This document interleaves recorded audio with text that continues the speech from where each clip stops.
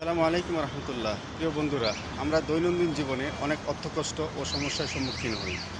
এই অর্থকষ্ট সমস্যার সমাধানের জন্য যদি আপনারা কখনো অর্থকষ্টের চরম বিপদে পড়েন, তখন আপনারা এই দোয়াটি ৫১ বার পড়বেন।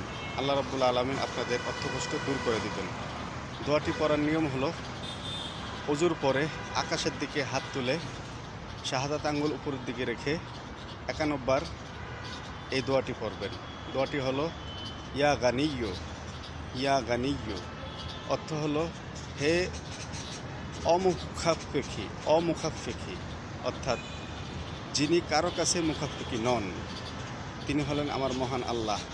আল্লাহর এই কুদরতি বা এই সেফাতি নামের গুণের উছিলায় আল্লাহ রাব্বুল আলামিন আপনাকে সমস্ত অর্থকষ্ট থেকে দূর করবেন।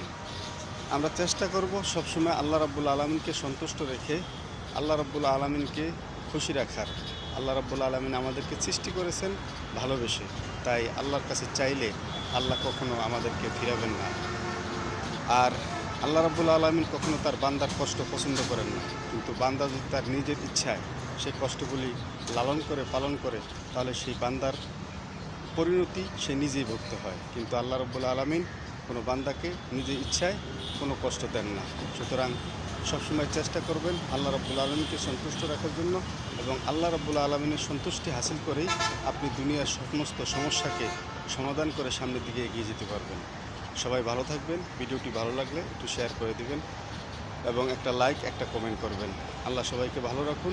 আল্লাহ সবাইকে সমস্ত সমস্যা থেকে, অর্থ কষ্ট থেকে হেফাজত করুন। আমিন।